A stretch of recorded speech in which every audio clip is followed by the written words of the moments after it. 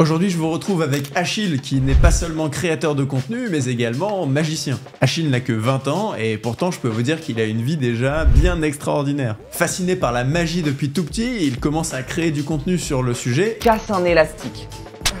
Et très vite, de nombreuses opportunités viennent à lui, depuis lancer son livre et maintenant jusqu'à préparer son propre spectacle. Le lendemain matin, je me réveille et je vois un message d'une maison d'édition qui me dit « Est-ce que ça te dit de faire un livre ?» On a parlé de son parcours, de comment il a su s'entourer d'autres magiciens dans le monde. Moi, dis-toi que par exemple, tous les jours, je suis au téléphone avec un ami mexicain qui fait littéralement le même contenu que moi au Mexique. Il nous a également partagé son point de vue sur sa propre marque personnelle, ce que j'ai trouvé très intéressant. Ta marque personnelle, en fait, chaque action que tu vas faire, ça a un impact sur ton image à toi. En plus de nous donner des conseils pour créer du bon contenu sur les réseaux. Ça m'a permis de partager un petit peu plus ma vie, de partager un petit peu plus qui je suis, de mettre de moi dans mon contenu. J'espère que vous allez apprécier la conversation. Bonne écoute à vous. Salut Achille, comment tu vas ? Salut Maxence, super et toi ?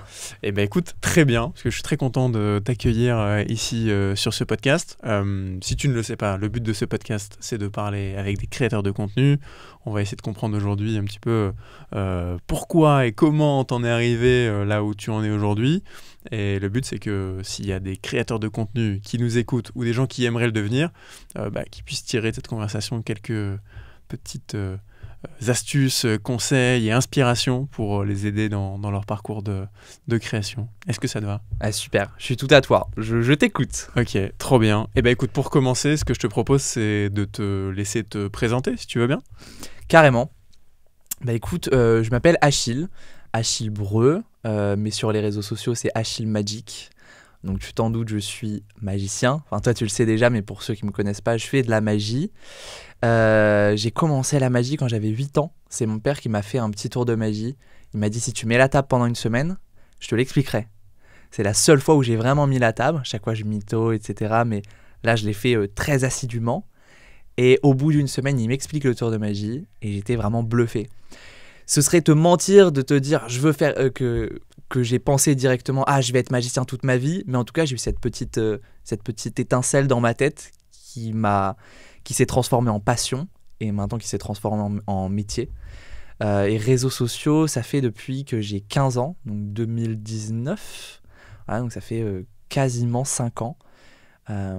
Et maintenant voilà, j'ai la chance de vivre à la fois de mon métier de magicien et aussi de mon métier de créateur de contenu. J'essaie de mixer les deux pour créer mon propre univers. Ok, et raconte un peu comment tu t'es mis à la fois à la magie, puisque tu dis que dès le début ça n'a pas forcément été la révélation, et aussi à la création de contenu. Est-ce que tu as commencé par l'un puis l'autre, ou alors ça s'est fait vraiment en parallèle ? Dès le début tu faisais de la magie ? Ton parcours. Tu parles vraiment sur les réseaux sociaux, c'est ça ? Ouais, principalement. Ouais. J'ai commencé avec des vidéos de magie directement, parce que à la base, j'aimais même pas trop les réseaux sociaux en fait. Pour moi, je voyais les youtubeurs et tout, c'était à la fois très fake et je m'identifiais pas à ces gens-là. Mais quand il y a eu TikTok qui est arrivé dans ma vie, tu vois, quand je me suis dit que ça pourrait être intéressant, j'ai posté une vidéo. Donc en 2019 je te disais, et c'était la première vidéo. En fait c'était pas une vidéo de magie, c'était un petit prank en fait où je me perce la langue, donc c'était une fausse langue si tu veux, et la vidéo elle a fait 2 millions de vues en genre 5 jours, un truc comme ça.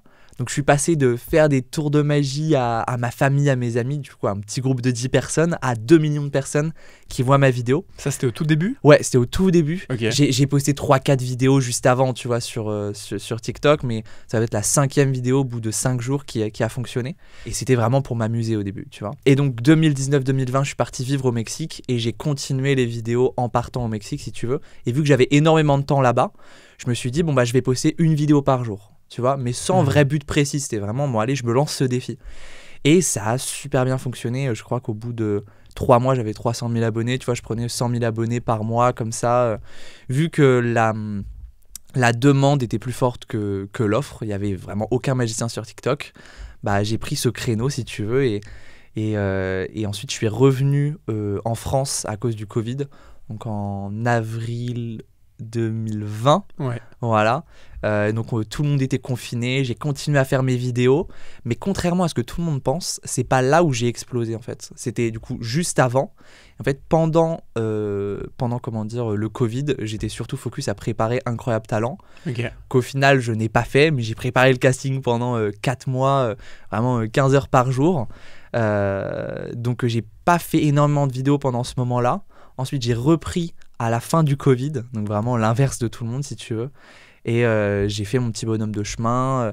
J'ai commencé à être contacté par des télés. D'abord c'était Gulli pour aller faire un petit passage là-bas. Du coup c'était marrant, tu vois, de passer dans une émission que tout le monde voyait et que moi je regardais quand j'étais petit.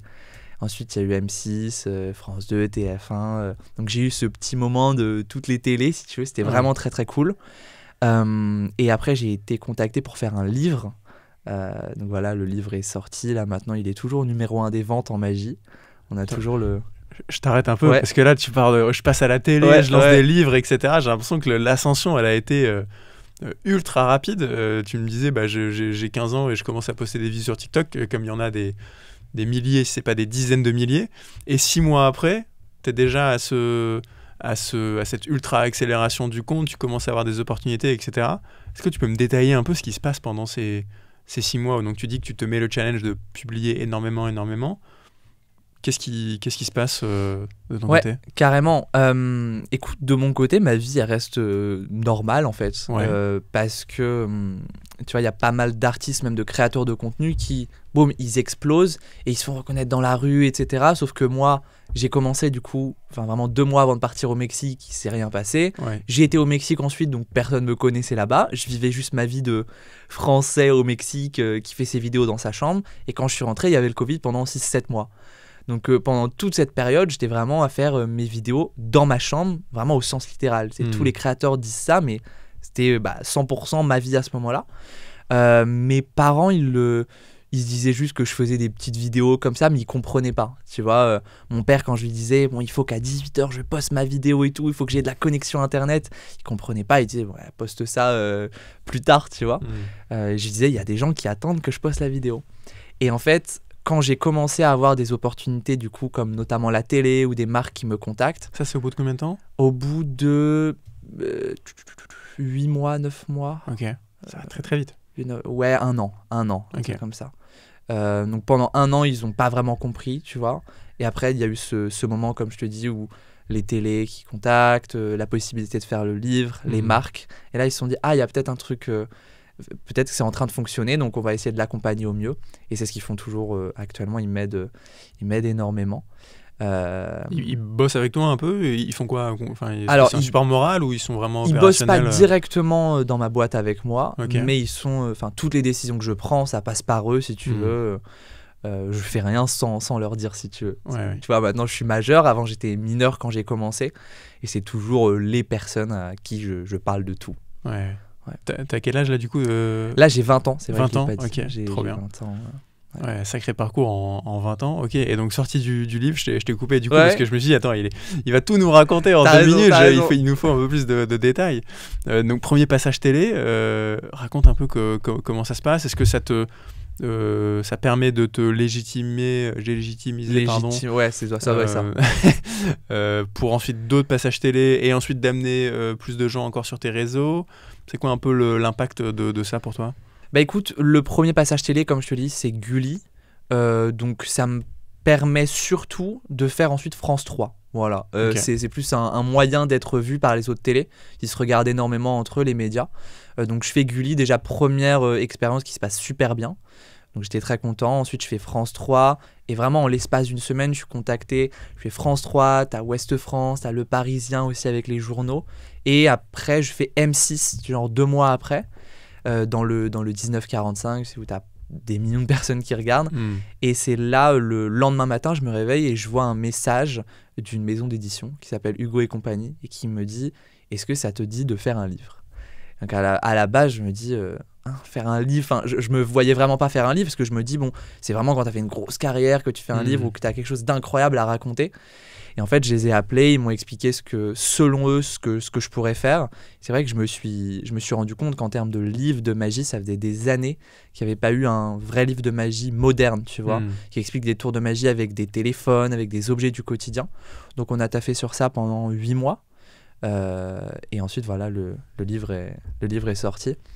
Donc ça a permis à la fois du coup le livre et puis aussi, mine de rien, d'être davantage reconnu par les personnes qui ont plus de 25 ans, tu vois.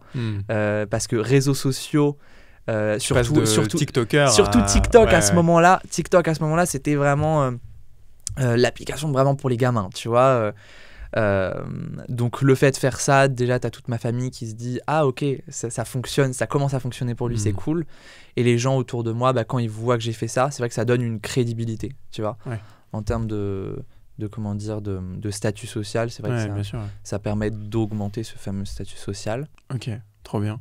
Et donc j'ai l'impression que t'as déjà à 20 ans 1000 vies en parallèle, vie de magicien, vie de créateur de contenu. Tu me parlais avant qu'on lance l'enregistrement de ton spectacle aussi que tu es en train de préparer.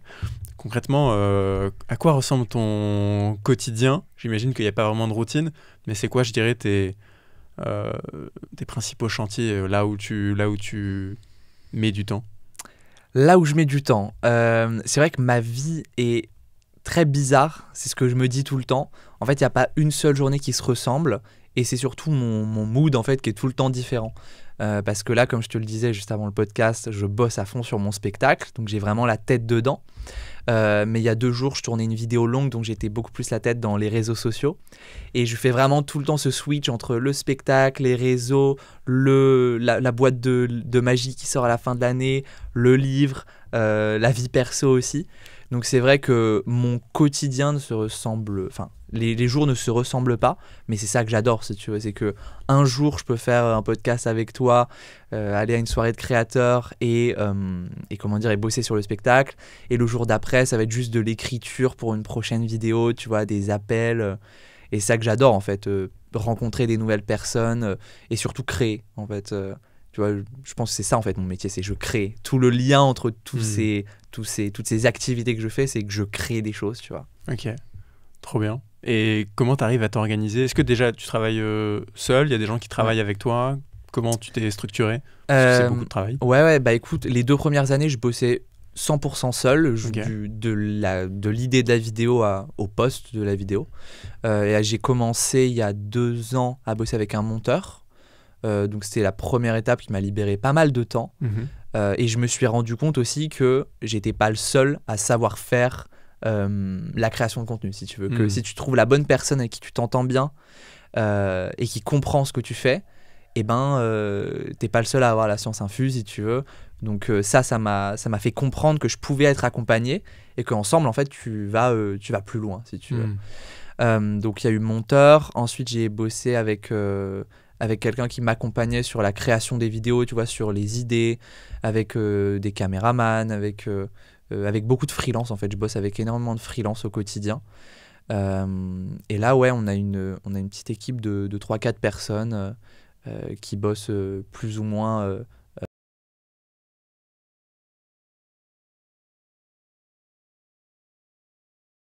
avec moi, c'est ça. Ouais. C'est ça, en termes de création de contenu. Après, sur le spectacle, je bosse aussi avec d'autres freelances. C'est tout un autre métier, mais sur la création de contenu, tu vois, là, je commence à bosser sur le format long, donc je découvre des nouveaux métiers, tu vois, comme le Minia Maker qui crée les miniatures, le monteur format long, stratégiste. Il y a énormément de métiers avec qui je collabore au quotidien. Ouais. Ok, donc tu t'es quand même, là tu dis que tu te lances sur le format long, même si bon, c'est pas encore nouveau, tu as déjà fait pas mal, etc. Il y a quand même une vraie logique de structuration, enfin tu délègues beaucoup de choses. T'as pas peur de laisser un peu trop dans les mains d'autres personnes? Enfin toi, comment tu contrôles et comment tu t'assures que le produit final que tu vas sortir, ce soit bien ce que tu avais envie de faire et ce que tu avais toi en tête? Ouais, mais c'est super intéressant comme question parce que c'est une question que je me pose tout le temps au quotidien, en fait. Ouais. comme je te l'ai dit, j'avais énormément de mal au début à déléguer. Je voulais tout faire tout seul. Ouais. Donc j'ai réussi à le faire avec le monteur. Donc ça, maintenant, je fais confiance, si tu veux. Mais c'est vrai que pour l'écriture des vidéos, j'ai encore énormément de mal. Tu vois, j'ai du mal à dire bon bah vas-y, fais-moi une vidéo qui va fonctionner. Parce que y a très peu de personnes qui savent le faire en France, faire des vidéos vraiment virales, je trouve. Et c'est une chose de savoir faire une vidéo qui fonctionne, mais il faut aussi que ça corresponde à mon personnage, à l'émotion que je veux donner, si tu veux. Donc à ce niveau-là, c'est compliqué. Mais au fur et à mesure, tu vois, tous les jours, je teste un petit peu, je délègue de plus en plus. Mais je veux toujours avoir le mot final, si tu veux. Enfin, je veux toujours avoir la main dessus. Tu vois, quand je fais des projets, j'aime bien quand même valider. Enfin, je veux tout valider, si tu veux. Voilà, donc c'est à ton nom. Enfin, c'est ça. Ouais. Mais oui, c'est exactement ça. C'est ça la grosse différence, je trouve, entre quelqu'un qui va avoir une start-up et qui va développer un produit qui n'est pas à son nom et quelqu'un qui développe sa propre marque personnelle. C'est que ta marque personnelle, en fait, chaque action que tu vas faire, ça a un impact sur ton image à toi, si tu veux. Alors que le produit, je trouve, c'est mon propre avis, tu peux davantage rattraper une petite erreur. Alors qu'une petite erreur sur ta marque personnelle, ça peut avoir un impact juste énorme, tu vois. Donc voilà, j'essaie toujours d'avoir la main sur ça. Ouais. Surtout que ça met du temps à se construire, à se développer, et potentiellement ça peut être très rapide à se détruire derrière. C'est ça, il y a des très bons exemples. Ok. Tu mentionnais un truc intéressant juste avant en disant il y a peu de gens qui savent faire un contenu qui va fonctionner. C'est quoi selon toi un contenu qui va fonctionner justement? C'est quoi Déjà, comment tu le définis? Première question. Et deuxième question, c'est quoi la recette justement pour créer un contenu qui fonctionne? Ouais, et j'ai vu en plus, tu as fait 2-3 vidéos là-dessus, tu analyses. Ouais, exactement. Très cool, très très cool. J'ai vu. Trop bien. Écoute, je pense que déjà, ça dépend du contenu que tu fais. Moi, personnellement, un contenu qui va fonctionner, c'est un contenu, peu importe la langue que tu parles, peu importe l'âge que tu as, tu peux le comprendre, tu vois. Déjà, visuellement, tu dois le comprendre. Après, si on parle vraiment de recettes, selon moi, tu as le hook au départ. Tu vois, le hook, c'est... comment on peut définir un hook? L'accroche. Ouais, l'accroche, c'est ça, l'accroche. Vraiment avec la première image. Pour moi, c'est même pas les 3 premières secondes. C'est la première image. Est-ce que ça te donne envie de cliquer et de continuer à voir la vidéo? Parce que maintenant, les gens, ils swipent tellement rapidement que tu es obligé de les accrocher avec la première seconde. Et puis ensuite, c'est comment tu racontes une histoire qui va donner envie de regarder jusqu'à la fin, si tu veux. Parce que la différence, mine de rien, entre les réseaux sociaux et un film au cinéma, parce qu'un film au cinéma, tu peux prendre 4-5 minutes pour rentrer dans le film. Tu vas pas te barrer du cinéma comme ça. Alors que sur les réseaux sociaux, tu es à un mouvement de doigt de te faire swiper et tout le travail que tu as fait, juste avec un mouvement de doigt, il disparaît. Donc... moi, tu vois, là, j'ai testé ma vidéo la plus vue sur les réseaux. Je vais parler surtout de YouTube. Elle a 160 millions de vues en shorts. Et c'est une vidéo, du coup, où je parle pas. Déjà, ce serait impossible si je parlais parce qu'il y a pas... en France, tu peux pas faire 160 millions de vues en parlant. Et c'est quelque chose de visuellement très, très fort, si tu veux. Je suis avec une fille qui est à côté de moi, qui est très souvent dans mes vidéos. Donc déjà, t'as cette première image, tu vois, un homme, une femme, et en fait, je m'apprête à casser son téléphone avec un marteau. Donc ça, c'est la première image que tu vois. Et donc tu te dis, t'as envie de voir en fait, est-ce qu'il va casser le téléphone, est-ce que le téléphone va se casser, est-ce que la fille à côté va s'énerver. Donc voilà, il y a énormément de moyens de définir une vidéo qui va, une recette miracle. Mais je pense que déjà, c'est avoir un bon hook et faire en sorte que les gens regardent ta vidéo jusqu'à la fin, et encore mieux qu'ils la regardent plusieurs fois. Ok. Et comment sur des vidéos de magie, justement, comment tu... j'imagine que c'est très facile, justement, d'avoir cette notion de donner envie aux gens de regarder jusqu'à la fin. Parce que souvent, la fin, c'est, dans un tour de magie, un peu le reveal, il se passe le truc exceptionnel, etc. J'ai l'impression que c'est un peu un hack, tu vois. Ton secteur, par définition, il est fait pour ce genre de contenu, tu vois. Et totalement. Et c'est surtout que entre la magie et les réseaux sociaux, il y a pas mal de points communs. Moi, quand je te fais un tour de magie, mine de rien, je te hook. Je dois te hooker avec le tour de magie et je dois te tenir jusqu'à la fin pour te révéler le tour de magie, tu vois. Des fois, je fais exprès de rater mon tour de magie, mais en fait, tu te rends compte que je l'ai fait exprès, tu vois. Donc, en fait, je manipule ton cerveau pour, à la fin, t'amener à faire ce que je veux. Ou t'amener à avoir l'émotion que je veux. Et sur les réseaux sociaux, c'est pareil, mais sauf que tu dois donner envie aux gens de liker, de s'abonner, de partager. Donc il y a ce point commun déjà. Et j'ai perdu ta question de base. Ma question de base, c'était... je disais simplement que c'était une remarque de dire qu'il y avait pas mal de... Enfin, que la magie, c'était fait pour les réseaux, que la notion de reveal, etc. Totalement. Moi, j'ai un concept, tu vois, sur les réseaux, en fait, où je lis dans les pensées des gens à travers leur écran. Soit j'affiche des emojis sur l'écran, soit je leur demande de penser à quelque chose. Et donc, en fait, je commence la vidéo, par exemple, en disant « je vais hacker ton cerveau ». Tu vois, et donc, ça te donne envie de regarder. T'as une notion de défi un petit peu, tu vois, de... moi je vais pas me faire hacker. Exactement, c'est ça, exactement. Je vais hacker ton cerveau, et donc là je te demande par exemple de penser à une couleur, un truc comme ça, et je te révèle la couleur. À partir du moment où tu as commencé à regarder la vidéo, tu as envie de regarder à la fin, tu as envie de regarder jusqu'à la fin pour voir si je me suis planté ou pas. Si j'ai réussi, du coup tu vas dire dans les commentaires « ah, il est fort ». Si j'ai pas réussi, tu vas te foutre de moi. Et c'est très bien aussi, ça me fait de l'engagement. Mais voilà, tu vois, j'ai essayé d'adapter des tours de magie de base aux réseaux sociaux pour maintenir l'attention jusqu'à la fin. Et à la fin, boum, je révèle ce à quoi les gens ont pensé. Et les gens ont envie de regarder une deuxième fois pour réessayer, si tu veux, voir si ça fonctionne. Et les gens ont envie de partager aussi. Donc, ouais. Ok, très fort. D'ailleurs, j'ai vu que tu avais posté tout récemment là, que tu avais passé le cap des 1 milliard de vues, c'est ça ? Ouais. Je crois qu'il n'y a pas beaucoup de créateurs en France qui ont dû faire 1 milliard de vues. Je me rends pas compte parce que c'est beaucoup en shorts. Ouais, c'est short. C'est short. Okay. Et c'est les vidéos internationales qui m'ont permis aussi de faire ça. Okay. Justement, je me souviens que tu m'avais dit, je crois que c'était en DM sur Insta ou je sais plus, que toi tu privilégiais beaucoup YouTube Shorts et que c'était une plateforme sur laquelle tu investissais beaucoup. Par opposition à TikTok et les Reels sur Instagram.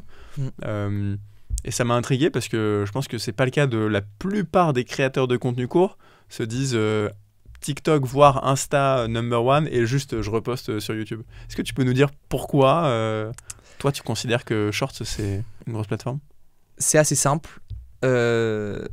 Déjà ça correspond en fait à ma vision des réseaux sociaux qui est d'essayer de construire une communauté, d'essayer de construire de faire en sorte que ton château soit le plus solide possible, si tu veux. Et en fait, moi, le contenu court, je le vois comme une source d'acquisition, si tu veux, en fait. J'attire l'attention des gens avec le contenu court, et ensuite, grâce au contenu long, je vais créer une communauté, si tu veux. C'est contenu court, audience, boum, ça fait un tunnel, quoi, si tu veux, et ça va vers le format long. Et le format long, ça me permet de vendre mes produits, comment dire, voilà, avec AdSense, de créer des sources de revenus. Et pourquoi, du coup, YouTube directement ? Parce qu'en fait, c'est très relié, du coup, à ce fameux format long, si tu veux. Okay. Et dernière raison, YouTube Shorts, actuellement, c'est selon moi le réseau où tu peux percer le plus facilement. Ah ouais ? Ouais. En tout cas, c'est ce que je vois autour de moi. Moi, je dis à chaque fois, ceux qui écoutent, n'hésitez pas à le tester. En tout cas, les gens avec qui j'ai testé, ça a toujours fonctionné. Postez pendant 15 jours, un short par jour. Il faut que ce soit un short original. Donc, vous créez 15 vidéos. Vous postez un short tous les jours. Et il y en a obligatoirement un qui va être viral. Donc, dès qu'il y en a un qui va être viral, ça va créer une boule de neige, si tu veux. Et j'ai vraiment testé avec une dizaine de personnes. Et à chaque fois, ça a fonctionné. Et même moi, en fait, c'est comme ça que j'ai commencé. C'est un pote mexicain qui m'a dit, si tu postes, il m'a donné ce challenge, poste vraiment une vidéo par jour pendant 15 jours sur Shorts, et ça a fonctionné à chaque fois. Et moi, du coup, ça a fonctionné et j'ai continué à poster. Voilà. Ok, intéressant. Et est-ce que tu postes la même chose sur Reels, Shorts et TikTok, ou est-ce que tu adaptes quand même ton contenu pour Shorts ? Là, actuellement, je crée beaucoup mon contenu pour Shorts, que je reposte sur Insta, TikTok et les autres plateformes, genre Snap, Facebook Reels. Ouais. Mais j'ai aussi du contenu que je crée davantage pour Insta et d'autres contenus pour TikTok, si tu veux. Parce que sur TikTok, je bosse avec pas mal de marques. Ouais. Donc, j'essaie que mon contenu soit assez adapté, si tu veux, aux marques. Okay. Et sur YouTube, mon audience est assez jeune. Tu vois, il y a pas mal d'enfants aussi. Okay. Donc, j'essaie d'adapter, en fait, en fonction des réseaux. Et tu as des vidéos que je crée juste pour Shorts et que je poste ni sur Insta ni sur TikTok, d'autres que je poste sur tous les réseaux. En fait, je sais à peu près quelle est mon audience sur chaque réseau, qui est un petit peu différente sur chaque réseau. Et donc, il y a des contenus que je poste voilà, juste pour TikTok, juste pour Insta. Ok. Ouais. Et donc là, ton nouveau challenge dont tu parlais tout à l'heure, c'est le contenu long sur YouTube. Tu le vois comme le niveau 2 par rapport au contenu court? Tu vois comme une évolution justement de cette création de la communauté, c'est ça? Je le vois comme un niveau 2, ouais, c'est ça. Un niveau 2, mais qui ouvre beaucoup plus de possibilités, tu vois.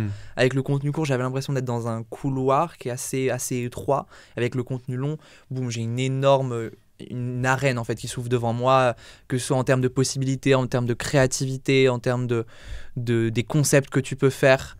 Moi, ce que j'aime sur le format long aussi, c'est que tu peux vraiment prendre le temps de développer une histoire, tu vois. Alors que sur le contenu court, même juste de dire hey les amis, j'espère que vous allez bien, ça tu peux pas. Donc c'est vrai que c'est ça que je te disais, c'est le contenu court, tu vas toucher un maximum de monde, et le contenu long, bah, c'est là où tu vas vraiment créer un lien avec les gens, tu vas pouvoir partager un petit peu plus qui tu es. Moi je pars du principe que les gens s'attachent aux gens en fait. Tu vois, tu tombes in love à tous les sens du terme du créateur par rapport à qui il est, et Bien sûr, ouais. pas tant que ça par rapport à son contenu. Et on le remarque avec tous les créateurs les plus suivis, tu vois, c'est ceux qui partagent le plus leur vie perso. C'est ça. Tu regardes même Michou et Inox, tu connais tellement de choses sur leur vie, tu vois, et c'est pour ça que les gens sont attachés. Tu vois, ils ont vraiment l'impression d'avoir un ami à travers la caméra. Donc moi, c'est ça l'objectif avec le format long, si tu veux. Okay. Et je sais aussi que c'est c'est quelque chose de très cool aussi pour faire la promo du spectacle, tu vois, pour mettre des extraits. J'ai l'impression que ça m'ouvre beaucoup plus d'opportunités. Ok. Ouais, c'est un point intéressant sur le lien avec la communauté, parce que j'ai l'impression qu'il y a beaucoup de créateurs de contenu court, verticaux, qui en fait confondent audience et communauté. Et je suis curieux de savoir ce que tu en penses. Tu as plusieurs millions d'abonnés, je sais pas combien ça fait en tout sur tous tes réseaux. Comment tu définirais aujourd'hui la relation que tu as avec tous ces gens, entre guillemets, ta communauté? Il y a des gens qui sont tes hardcore fans, d'autres qui en fait ont vu une vidéo, se sont abonnés. Voilà, je pense que c'est le cas pour tous les créateurs. Est-ce que toi, tu arrives à avoir une relation, tu sens que tu as une relation quand même qui est assez proche avec cette communauté, ou comment tu te ressens par rapport à ça? Déjà, je te rejoins à 100% sur le fait que il y a tellement de créateurs qui pensent qu'ils ont une communauté alors qu'ils ont une audience. C'est des gens qui... les gens qui les regardent, du coup, ils sont là de temps en temps pour regarder le contenu, mais ils vont pas être là à regarder chaque vidéo. Moi, pendant très longtemps, j'ai eu une audience, mais vraiment quasi juste une audience, pas de communauté, parce que je faisais du contenu, j'étais c'est Colin and Samir qui disent ça, un idea-based creator. Alors que pour avoir une communauté, il faut être plus un personality-based creator.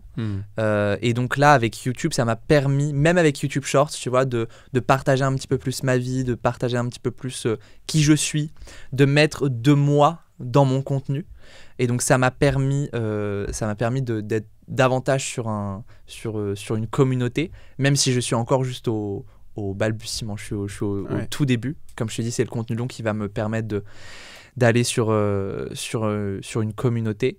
Mais je pense que... Ouais, voilà. En tout cas, actuellement, je suis plus sur... je suis en train de faire la transition, tu vois.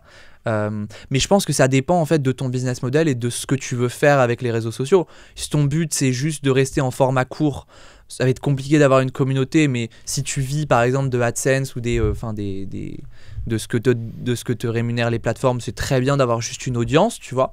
Par contre, si tu veux vendre tes propres produits, je pense d'avoir une communauté, c'est quand même important, tu vois. Ouais, bien sûr. Mais c'est un sujet intéressant, parce que justement, tu aurais très bien pu te dire j'ai des millions d'abonnés sur TikTok et juste en shorts, etc. Pourquoi je me ferais chier à aller faire du format long, tu vois? Je suis sûr que tu pourrais très bien juste simplement vivre de cette activité. Mais ouais, c'est intéressant. Et je pense que je suis là actuellement, moi, dans une démarche similaire à la tienne, où je fais quasiment que du contenu court, et j'ai envie d'aller sur du contenu un peu plus poussé et avancé.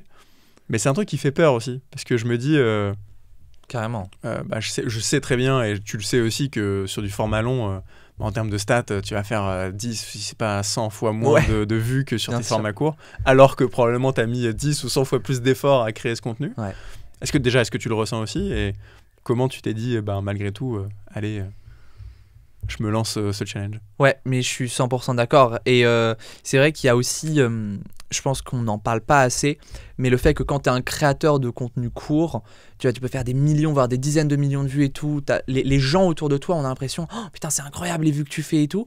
Et du coup, si tu sors un format long, ils se disent, ah mais en fait, ça marche pas ce que tu fais et tout, tu vois. Donc il y a cette pression sociale, encore une fois, qui vient jouer. Pour moi, c'est un truc que les gens oublient énormément et inconsciemment, ça joue beaucoup. Mais je pense du coup que sur le court terme, oui, forcément, ça prend beaucoup plus de temps de faire du format long, c'est un effort qui est énorme, mais sur le long terme, si tu regardes sur 4-5 ans, en fait, tu auras une force de frappe qui est bien plus puissante en faisant du format long, même si dans 5 ans, tu fais moins de vues. Ce sera toujours plus compliqué de faire le même nombre de vues en format long qu'en format court. 160 millions de vues par exemple, sur un format long, c'est mais en termes de en fait, si tu as 10 000 personnes qui regardent une vidéo de 20 minutes de toi, ça a tellement plus de valeur que 1 million de personnes qui regardent 30 secondes de ton contenu, tu vois. Donc encore une fois, je pense que ça dépend de ce que tu veux faire comme contenu. Je pense que toi et moi, on se rejoint à ce niveau-là, tu vois. Ouais. Je trouve ça intéressant que tu aies cette ouverture d'esprit et cette maturité de créateur, tu vois, de dire, bah en fait... je vais pas prendre la voie facile d'aller faire que des vidéos qui font 100 millions de vues. Non, je suis prêt à rabaisser mon niveau d'attente et je suis ok avec le fait de faire 10 000 ou 20 000 vues sur une vidéo longue sur YouTube parce que je sais que justement à long terme c'est ce que je dois faire, quoi. Ben, c'est surtout que j'ai aussi mon spectacle qui arrive, j'ai des produits à vendre et je sais que c'est important du coup d'avoir des gens qui sont là aussi pour toi. Et c'est un bon moyen, mine de rien, avec le format long, de voir si tu as vraiment une communauté, du coup, tu vois. Et c'est pas que ça me rassure, mais je me dis, si j'ai des gens qui regardent mon format long pendant 20 minutes, ils seront plus aptes à venir voir mon spectacle, qui va durer 1 heure, 1 heure et demie, alors qu'avec du format de 30 secondes, bon, oui, tu fais des millions de vues, mais c'est pas du tout pour ça que tu vas vendre même une seule place, tu vois. Et j'ai un bon exemple que j'ai jamais raconté encore. Il y a 3 ans, j'ai créé une formation qui s'appelait la Magic Room et à ce moment-là je pensais que j'avais une communauté, tu vois. Ça c'était un gros fail. Je pensais que j'avais une communauté, j'avais genre 2 millions d'abonnés sur TikTok et tout. Je me dis vas-y, je vais faire une formation. T'as tout le monde autour de moi qui me disait que ça va exploser et tout. Ça avait 10 ventes, voilà. J'ai fait 10 ventes et c'est super dur mentalement parce que c'est là que je me suis rendu compte du coup, ok, c'est pas parce que tu as 2 millions d'abonnés que tu vas vendre 10 000 formations, tu vois. Et pourtant, j'étais trop content, j'avais mis tellement d'efforts dedans et tout, j'étais trop fier. Mais c'est là, du coup, que je me suis rendu compte, ok, en fait, toucher des millions de personnes pendant 30 secondes, c'est très bien. Mais pour vendre quelque chose, tu as beaucoup plus de travail, c'est 100 fois plus de travail. Donc c'est sur ça que je travaille depuis 3 ans, si tu veux. Et même avec le livre, c'est ce que j'ai fait. Et au fur et à mesure, je vois que les efforts paient, si tu veux. Mais voilà un exemple de quand tu confonds audience et communauté, ce que ça fait, tu vois. Ouais. Hyper intéressant. Merci de partager ça. Je t'interromps 2 secondes dans cet épisode. Si tu apprécies la conversation et que tu as l'impression d'apprendre quelque chose, bah moi aussi j'ai beaucoup appris et j'ai résumé par écrit tous les points clés de cet échange. Et si ça t'intéresse, je peux t'envoyer ça, je te mets le lien dans les commentaires. Et deuxième chose, toujours si tu apprécies cette conversation, j'ai vraiment besoin de toi, que tu nous laisses un avis sur Spotify, Apple Podcast, sur YouTube, laisser un commentaire, t'abonner, nous envoyer de la force, tout simplement parce que c'est grâce à ça qu'on peut avoir des invités d'exception pour faire de toi un super créateur de contenu. J'ai eu un autre invité sur ce podcast qui, lui, avait un parcours, il m'a raconté un truc que j'ai trouvé ouf, il m'a dit... j'ai lancé ma communauté et au bout de 8 mois j'avais 1000 abonnés, ce qu'on pourrait considérer pas beaucoup. J'ai lancé un premier produit de formation et j'ai vendu pour 10 000 euros de formation avec 1000 abonnés sur un sujet immobilier. Donc tu vois, déjà forcément il y a un panier moyen plus élevé, etc. Mais quand même j'ai trouvé ça ouf de me dire putain, il y avait que 1000 abonnés. Totalement. Beaucoup se foutraient de sa gueule entre guillemets en disant bah attends, tu fais ça depuis 8 mois, ça marche pas, etc. Et au final il avait 1000 personnes dans sa communauté en fait, plus bien que sûr, 1000 bien sûr, dans 2000 personnes. Tu connais le livre Super Fans? Non, le truc des 1000 vrais fans, c'est pas ça? Ouais, c'est ça. T'as Attends, ça commence avec quoi? Je crois que c'est. En fait, c'est fan, super fan. Enfin, t'as 4 paliers si tu veux. Oui, Et on c'est en a un déjà livre- parlé, je crois. C'est un livre qui explique ultra bien en fait comment tu passes de juste quelqu'un qui te découvre à quelqu'un qui va acheter, même si tu fais un rouleau de papier toilette à 1000 balles, comment tu fais en sorte de lui vendre si tu veux. Et c'est génial et je pense que tous les créateurs devraient le lire. Intéressant. Ouais. Merci pour la reco. Il est en français aussi si Trop il bien. faut. Ça peut être utile. Je voulais te parler justement de... Tu en as parlé un tout petit peu de monétisation. Aujourd'hui, comment Achille Magic paye ses factures. Raconte un petit peu, c'est quoi le business model d'un créateur de contenu comme toi? Ouais, carrément. Écoute, j'en ai plusieurs. Et ça dépend énormément en fonction des mois. J'en ai pas une qui fait 70% de mes revenus, si tu veux. Ok. Sur 6 mois, la balance peut vraiment s'inverser. Donc déjà, j'ai AdSense avec YouTube, si tu veux. Donc c'est en fonction des vues que je fais, je vais toucher une rémunération avec les pubs. Il y a aussi la rémunération TikTok, mais qui est très faible parce que je fais quasi aucune vidéo d'1 minute. J'en fais une tous les 3 mois.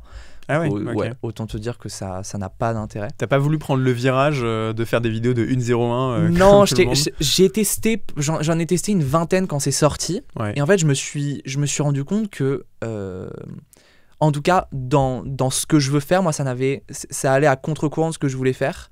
Parce que du coup, des vidéos qui pourraient durer 40 secondes, tu vois, au niveau du watch time, tu vas rajouter 20 secondes en plus pour qu'elles fassent 1 minute, ok ? Mais du coup, tu vas toucher 3-4 fois moins de personnes parce que du coup, la vidéo va faire moins de vues. Tu vois ce que je veux dire? En gros, c'est soit du coup, tu fais des vidéos qui sont plus d'1 minute et tu vas toucher moins de monde, soit tu vises vraiment essayer de toucher le maximum de monde possible. Ouais. Après, t'as des gens qui ont super bien réussi à trouver un concept qui dure la bonne durée et ça fonctionne très bien pour eux. Moi, je l'ai pas trouvé. Tu vois, je suis resté sur mes concepts un petit peu plus courts. Donc ouais, il y a TikTok, la SACD, voilà, qui globalement rémunère au niveau des vues. C'est les droits d'auteur, quoi. Ça, c'est un truc que beaucoup ne connaissent pas. Que beaucoup ne connaissent pas, c'est ça. Si vous n'êtes pas inscrit à la SACD, inscrivez-vous. Vous loupez pas mal de choses. Et encore, c'était très intéressant il y a quelques mois, quelques années. Ça l'est un peu moins maintenant.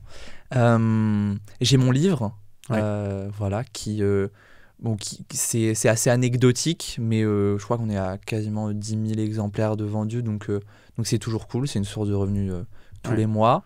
Sachant que j'imagine chaque livre vendu, les euros ne vont pas dans ta poche, enfin tu touches une toute petite partie. Oh là non. Ah bah écoute, j'aimerais beaucoup. Ouais, non, je crois que c'est 5%, tu vois. Ouais, c'est ça. Ouais. C'est 5%, ouais, un truc comme ça, 6% maintenant. Ouais. Les partenariats. Et ça varie énormément. Je peux en faire énormément en fin d'année, comme je peux ne pas en faire pendant 3 mois, tu vois. Donc ça, c'est une source de revenus. Et les prestations privées, en fait, pour des marques avec la magie, en fait. D'accord. Les magiciens, comment est-ce qu'ils gagnent leur vie de base? C'est qu'ils vont se vendre à des agences ou des entreprises pour faire de la magie, soit sur scène, soit en close-up pendant des événements, tu vois. Donc ça, je le fais pour des marques et j'essaie souvent d'associer les vidéos que je fais sur les réseaux sociaux avec une prestation en physique, si tu veux. C'est-à-dire que, imaginons, je travaille avec une marque de chaussures, je vais aller faire un événement pour eux et en même temps je vais filmer des stories, je vais faire une vidéo sur leur nouveau produit qui vient de sortir. Donc j'essaie d'allier les deux. Voilà globalement pour mes sources de revenus principales. Après, il y en a quelques-unes qui viennent se greffer, du genre, comme je te dis, les memberships sur YouTube. Ah oui. T'as activé ça? Là, on va, justement, c'est pour ça que ça va arriver, on l'active là dans quelques jours. Ok. Demain. Membership, c'est tu payes X euros par mois. Exactement, c'est comme c'est pas un peu comme Tipeee Ouais, ou Patreon. Ouais, c'est ça, c'est un Patreon, mais sur YouTube directement, et t'as accès à des avantages. Et puis après, il va y avoir mon spectacle. Public, voilà. Mais ça sera dans 2-3 ans parce que tu investis beaucoup, au début pour peut-être que ça fonctionne après. Ouais, bien sûr. Je connais pas du tout l'univers du spectacle. Raconte un peu déjà comment ça se passe de se dire tiens, je vais lancer un spectacle. Est-ce que c'est une idée qui te vient par la tête ou est-ce que comme pour le livre, c'est quelqu'un qui te l'a soufflé dans l'oreille et tu dis ah oui, c'est vrai, j'ai l'opportunité? Écoute, pour le spectacle, en fait, j'ai rencontré un producteur Ouais. suite à mon passage à Quotidien. Voilà, je fais Ok. Quotidien avec Yann Barthès et j'ai lancé la perche comme ça à la télé en disant que je cherche un producteur. Et j'ai rencontré un producteur qui est génial, quoi, avec qui on construit ce fameux spectacle. Et donc, voilà, je produis une partie du spectacle. Et bah, globalement, c'est assez simple. Hein, tu as toutes les dépenses classiques, genre la location de la salle, les techniciens, payer l'artiste en lui-même, si tu veux. Et puis après, en fonction comment dire, s'il y a assez de gens si tu arrives à vendre assez de billets, et ben l'artiste et le producteur prennent une petite partie, si tu veux, sur le prix des billets, quoi. Ok. Tu fais les dépenses, et ensuite, si tu arrives à rentabiliser ces dépenses, c'est déjà content, Ouais. surtout à Paris. Ça, c'est ce que je suis en train de découvrir. C'est très difficile de gagner de l'argent quand tu fais des spectacles à Paris, mais c'est Les salles après, coûtent très cher, c'est ça? ça coûte très cher, ouais, c'est ça. Et c'est pas des. Tu vois, quand tu vas en province, tu peux faire des salles de 800, 900, 1000, 2000 personnes. Alors qu'à Paris, bon, c'est plus des salles de 150, 200, 300 personnes. Voilà. Je suis encore en train de découvrir tout cet univers, mais qui est vraiment passionnant, tu vois. Ok. Mais du coup, c'est quelque chose qui prend plusieurs années en fait à développer, si tu veux. Ouais. Là, tu vois, on s'est rencontrés il y a 1 an et demi avec mon producteur et le spectacle n'est pas encore là. Là, ça arrive en octobre. En Ok. octobre qu'on commence. On fait. Que tu commences à le produire? Ouais, à Ok. le Enfin, jouer directement. ouais, ouais. On commence à Cannes. Ensuite, on fait quelques dates, genre Rouen, Nantes, Angers, choses comme ça. Ok. Ensuite, on fait 45 dates à Paris, dans une salle qui s'appelle le Petit Gymnase. Voilà. Ok. C'est à 2 pas du Grand Rex. Donc, ça va être très cool de découvrir tout cet univers qui est ultra nouveau pour moi et qui est super différent des réseaux, tu vois. Ouais, c'est clair, tu m'étonnes. C'était une volonté de ta part de, quelque part, le petit Achille qui découvre la Ouais. magie d'avoir un vrai spectacle, et je mets des guillemets parce que je veux pas dévaloriser ce que tu fais sur les réseaux, mais avoir un vrai Totalement. truc qui se joue dans une salle, etc. En fait, depuis que j'ai commencé la magie, tout le monde me demande quand est-ce qu'arrive mon spectacle. Tu vois, donc ça fait 12 ans que tout le monde me dit « Alors, tu rêves d'avoir ton spectacle et tout ?» Donc c'est vrai que là, ça me met de plus en plus de pression, tu vois. Ouais. Dès que je vois quelqu'un, c'est alors le spectacle, comment il se passe, ça avance bien et tout. Donc c'est vrai que le petit Achille, je pense, serait trop content d'avoir cette opportunité-là parce que j'ai toutes les conditions rêvées là vraiment pour le spectacle, tu vois. J'ai le producteur rêvé, j'ai la metteuse en scène rêvée, j'ai les conditions parfaites pour le faire. Donc c'est vrai que ça va être une super expérience, et que ça fonctionne ou pas, en fait, c'est le chemin en fait qui est juste magnifique, je pense, dans tout, quoi. Même en créant un business, dans tout ce que tu fais sur les réseaux. C'est comme tout le monde qui te dit alors ça fait quoi d'avoir 100 000 abonnés ou 1 million sur TikTok ou YouTube. Bah oui, c'est cool pendant 10 minutes, tu vois, t'es content, tu fais la fête. Mais en fait, ce que t'as vraiment kiffé, c'est tout ce process pour y arriver. C'est la même chose avec le spectacle. T'as fait des erreurs justement dans ce process? Des choses que tu regrettes peut-être, que tu aurais fait différemment là, si c'était à refaire? Ça peut être des projets sur lesquels tu as passé du temps alors qu'au final tu n'aurais peut-être pas dû. Simplement peut-être des partenariats que tu n'aurais pas dû faire, ou des vidéos que tu n'aurais pas dû faire. Moi je me dis, s'il y a des gens qui nous écoutent et qui veulent s'inspirer un peu de ton parcours, tu vois, s'il y a un Achille de 15 ans qui nous écoute et qui a envie de se mettre de zéro à la création de contenu, c'est quoi les conseils que tu aurais envie de lui donner? Moi, mon conseil, en fait, ce qui m'est arrivé sans le vouloir, c'est d'être... et ce qui m'a énormément aidé, c'est d'être bien entouré. Okay. Je pense que l'entourage, c'est le plus important. Les gens avec qui tu vas bosser, moi, j'essaie souvent de me dire, ok, s'il n'y avait pas la partie financière, même si ce deal qu'on me propose n'existait pas, est-ce que j'aurais envie de passer du temps avec cette personne, d'aller manger avec elle, et pourquoi pas même de partir en vacances avec elle? Et en vrai, à chaque fois, ça fonctionne super bien quand je réfléchis comme ça, si tu veux. Je pense que avant tout, sur les réseaux sociaux, les gens avec qui tu bosses, que ce soit le monteur, que ce soit ton agent qui va te trouver tes partenariats, les gens avec qui tu bosses en général, ça se base sur la confiance, tu vois. Tu vois, je te donne un exemple tout bête. Mon monteur, je vais jamais lui demander, il va me faire sa facture. Je vais jamais lui demander combien de temps tu as passé sur telle ou telle chose, si tu veux. Du coup, c'est vraiment basé sur une relation de confiance. Et du coup, comme je te dis, cette relation de confiance m'a permis aujourd'hui d'être entouré que par des gens que j'aime, et c'est ça qui m'aide énormément, tu vois.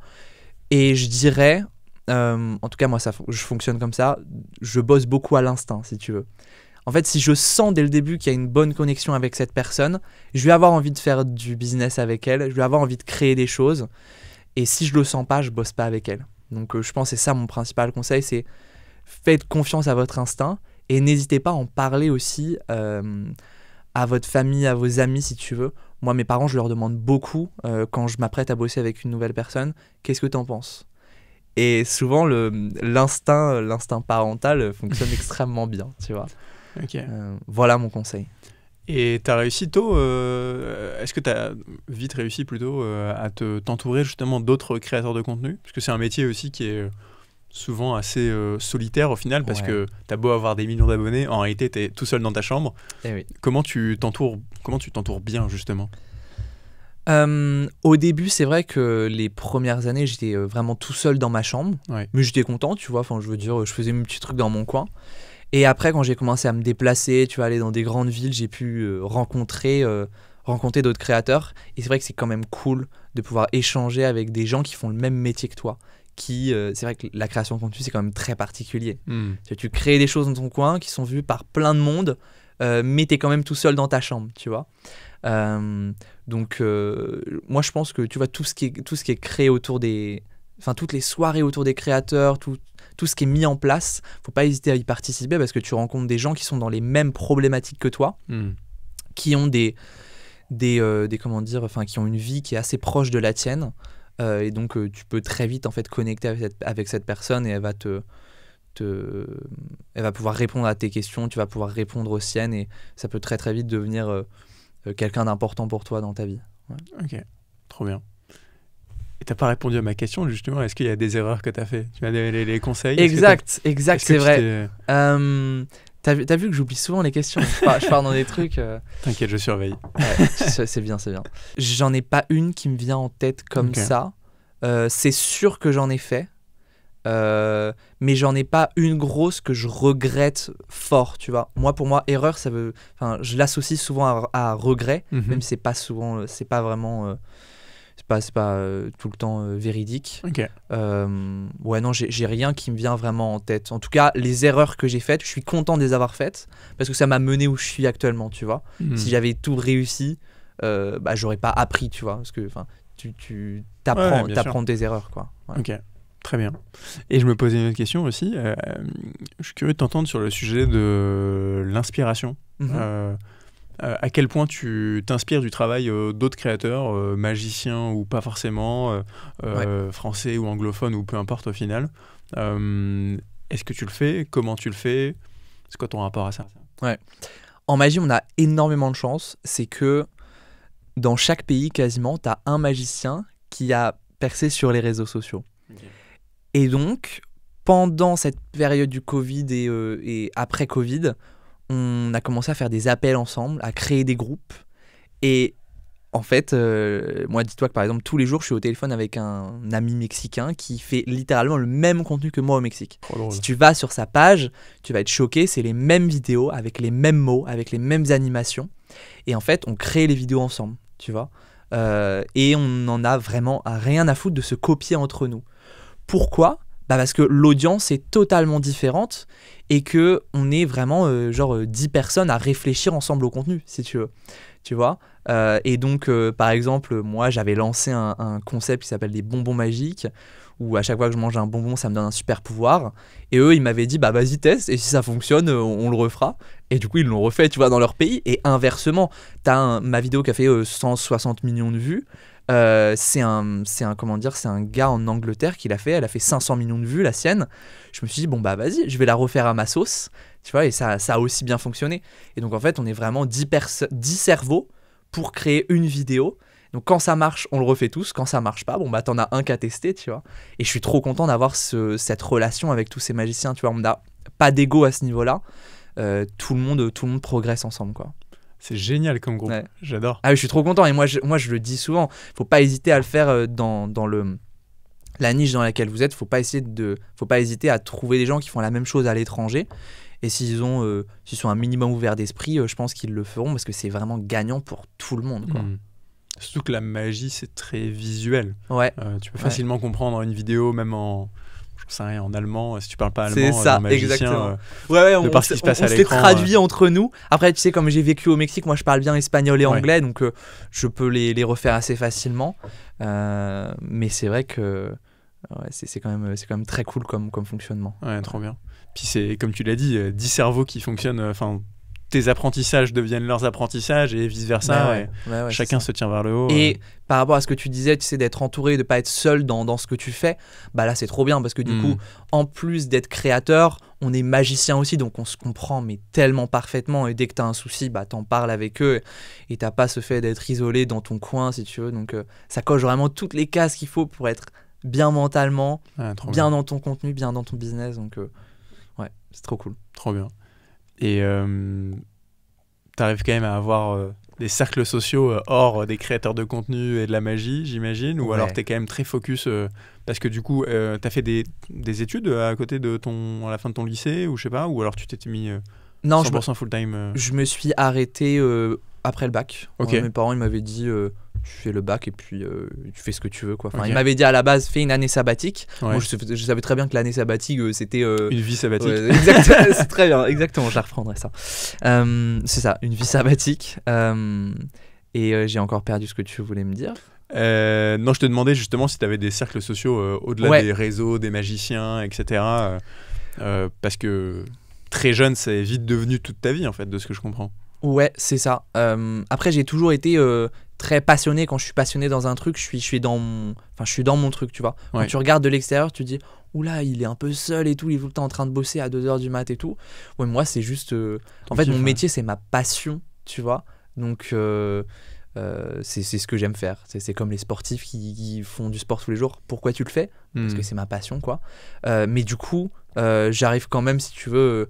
Je suis en Normandie, tu vois, on essaie de se retrouver quand on est tous là.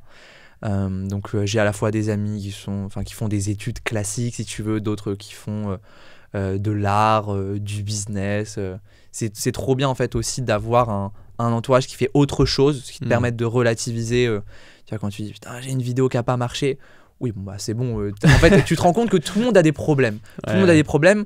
Et moi, je pars du principe que le métier que tu choisis, c'est juste tu choisis les problèmes que tu veux avoir au quotidien. Tu vois, on a tous le même nombre de problèmes dans la journée. Et tout dépend de l'importance que tu leur donnes, quoi.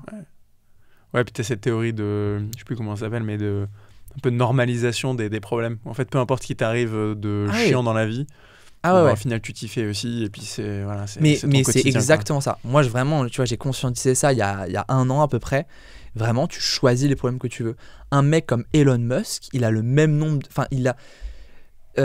comment dire ? Ses problèmes, dans sa tête, ont la même valeur que ton problème et mon problème d'aujourd'hui, tu vois. Et que, en fait, même si tu deviens le top du top dans ce que tu fais... le problème en fait il existera toujours si tu veux, et ça dépend vraiment de la valeur que tu lui donnes, de l'importance que tu lui donnes, tu vois. En l'occurrence, je pense qu'il a des sacrés problèmes. Ouais, c'est ça. Mais il y donne je pense que l'importance qu'il y donne elle est la même que nous, tu vois, de lancer une prochaine vidéo, tu vois. Ouais. Bah, l'être humain est fait pour être occupé, inquiet, etc. Ouais, c'est ça. C'est pour ça que c'est de plus en plus dur pour les gens de s'ennuyer, tu vois. Parce qu'on est tous ultra stimulés avec le contenu court, donc ça c'est un autre sujet. Très bon point. Ça va ta santé mentale ? Putain, tu l'as dit en mode psy, non, mais justement tu parlais de j'avais pas prévu cette question, tu vois, mais vu que tu parles de ça, je me dis ça peut être intéressant de c'est un truc dont j'ai pas parlé avec les autres invités, mais je sais que même moi, tu vois, à mon échelle, je suis pas du tout à ton échelle, mais c'est vrai que t'as une vidéo qui flop, putain, fais chier, tu regardes constamment les autres, etc. Et c'est un métier où ça peut être... tu peux très vite tomber dans... Je vais pas dire le mot de dépression, mais tomber dans le truc de... Ouais, c'est un peu angoissant et anxiogène, tu vois. Est-ce que toi, t'es sujet à ça, ou non, t'as réussi à t'en détacher ? En fait, ma journée, moi, elle est assez faite du mood dans lequel je me réveille le matin. Tu vois, genre si je peux me réveiller dans 1000 moods différents, vraiment, et comment dire, en fait t'as des jours, comment dire, je considère que je suis quand même très heureux dans la vie. En tout cas, j'ai une vie qui me permet d'être le plus heureux du monde. Tu vois, j'ai une chance incroyable d'avoir tout ce que j'ai. Mais, et encore une fois, je pense que c'est humain. J'ai l'impression qu'on cherche toujours des problèmes aussi, tu vois. En fait, quand t'as très souvent, tu vois, par exemple, si je regarde ma vie,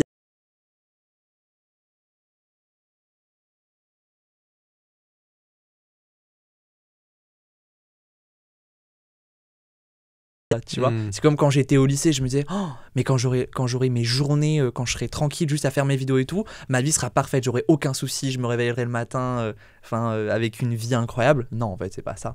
Tu vois, donc en fait, t'as toujours des problèmes et comment dire, donc oui, pour répondre à ta question, je dirais que ma santé mentale, ça va très bien. Mais ça, c'est une note à moi-même. En fait, il faudrait que je vive plus le moment présent, en fait, tu vois. Je suis tout le temps à penser à ce qui va arriver après. Ouais. Mais en fait, j'avais lu ça dans un livre, si tu penses toujours à ce qui va se passer après, en fait, t'as pas de présent et du coup, ta vie, elle est faite de penser ce qu'il va avoir après et tu vas même pas vivre ta vie, en fait, si tu veux. Alors que si tu te rends compte déjà le matin, tu te réveilles, t'es en bonne santé, t'as de quoi manger et t'as eu de quoi où dormir, t'as déjà plus que 90% des gens, je pense, tu vois, dans le monde. Donc je pense que c'est se rendre compte, moi j'essaie, mais je fais pas du tout bien, j'essaie de me rendre compte de la chance que j'ai, et déjà quand je fais ça, là je vais bien, tu vois. C'est déjà pas mal. C'est déjà pas mal. Ouais. Ok, trop cool. Je suis rassuré. Voilà, sur ta santé c'est mentale. Cool. On arrive presque à la fin en tout cas vers la fin de l'épisode. Est-ce qu'il y a un sujet dont on n'a pas du tout parlé que tu aurais aimé évoquer ? Ouais, carrément. Mais c'est quoi ? Je vais même te poser une question. Peut-être si c'était pas prévu. Vas-y. C'est quoi le sens de la vie pour toi ? Oh. Alors, moi, je suis un malade avec ces questions parce que je les pose à absolument tout le monde. Dès qu'on est dans une ambiance un petit peu cool, chill, parler de choses un peu deep, j'aime bien poser la question aux gens parce que moi, ça m'apporte toujours aussi et j'ai l'impression que ça apporte toujours de rentrer dans des trucs un peu deep. Trop bien. J'ai l'impression que moi, je t'ai posé le ça va ta santé mentale et t'as renchéri avec un truc encore plus deep. Moi, faut pas partir avec ça. C'est quoi le sens de la vie ? Je pense que c'est... En tout cas, ce que j'aimerais bien faire, c'est essayer d'être utile plus que d'être heureux. Parce que j'ai l'impression que c'est plus facile d'être utile que d'être heureux. Ouais. Et qu'en fait, heureux, ça veut tout dire rien dire. Tu vois, cette sensation de quand t'es utile, tu te sens utile, en fait, j'ai pas d'autres mots. Tu te sens simplement à ta place, tu vois. Tu dis, je sers à quelque chose et j'améliore ne serait-ce que d'un millième de % la vie de quelqu'un. Je pense que la satisfaction, tu la tires de là. Et je pense que même en tant que créateur de contenu, c'est un peu tout ce qu'on ambitionne de faire, tu vois, c'est de dire, je fais passer un bon moment aux gens qui me regardent. Donc cette sensation d'utilité qui, je pense, moi, me remplit, tu vois, d'énergie. Je sais pas si ça répond à ta question. Ouais, carrément. Après, le sens de la vie peut partir tellement dans 1000 directions. En tout cas, le sens que toi, tu donnes à ta vie, si tu veux, genre, c'est même pas tant pourquoi est-ce que t'es là, c'est genre, à la fin de ta vie, qu'est-ce que tu aimerais te dire que tu as réussi, en mode, c'est quoi, c'est même quoi, en fait, avoir réussi sa vie, si tu veux. Tu vois. Autre question bien deep. Ouais, c'est ça. Mais tu as globalement bien répondu. Ouais, être utile, c'est un bon point. Enfin, c'est vraiment le sujet de le rapport aux autres, en tout cas. Et après, je dirais qu'il y a un sujet de pas avoir de regrets. Tu vois, tu dis à la fin de ta vie, qu'est-ce que tu considères avoir une bonne vie, etc. Moi, je sais que, tu vois, avant d'être créateur de contenu, j'étais salarié, je bossais chez Google, chez TikTok. En soi, sur le papier, situation trop cool, tu vois, j'avais un bon salaire, bien payé, un bon réseau, machin chouette.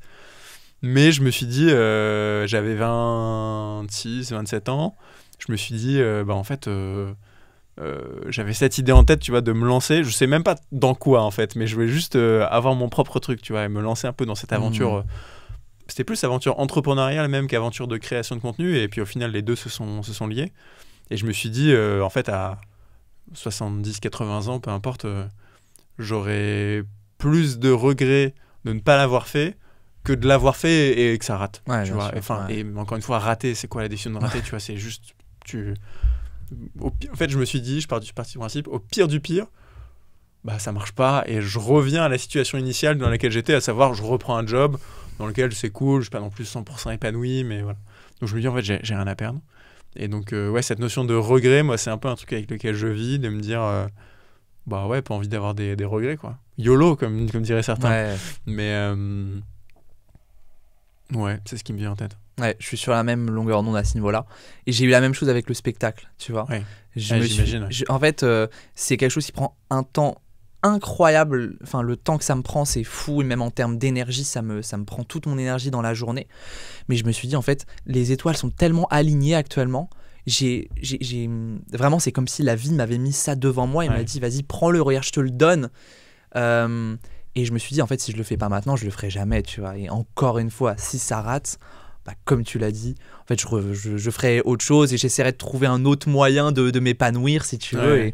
Et c'est ça, pas avoir de regrets, je pense que je te rejoins carrément à ce niveau-là. Et puis tu l'as dit tout à l'heure, le si ça rate, au final, tu es le résultat de tes échecs. Tu vois, et donc tu seras quand même un meilleur être humain, même après un spectacle raté, parce que tu auras appris ce que c'est de créer un spectacle et tu auras appris probablement pourquoi ça a raté. Et donc potentiellement demain, tu as des meilleures chances d'en faire un réussi. Ouais, tellement. Donc au final, tu n'auras pas perdu grand-chose. Je suis d'accord. Voilà, c'est le mot de la fin. Trop bien. Trop cool. Non, mais intéressant comme question deep. J'aime bien. Il y a une toute dernière question que je voulais te poser. C'est si tu étais à ma place et que tu avais un podcast qui interviewait des créateurs de contenu, qui tu me conseillerais d'inviter pour un prochain épisode? Maxime Click, tu connais? Trop marrant, on s'est parlé ce matin. Mais non. Ouais. Ah ouais? Ouais, trop drôle. Mais je le connais pas encore personnellement, mais je le suis depuis un petit moment. Et en fait, je sais pas pourquoi il m'a ajouté sur LinkedIn ce matin. Très random. Et du coup, je lui dis, ah salut.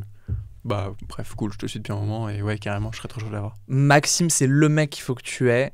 C'est un génie. Ouais, moi, je l'ai rencontré en octobre et on a tellement bien matché.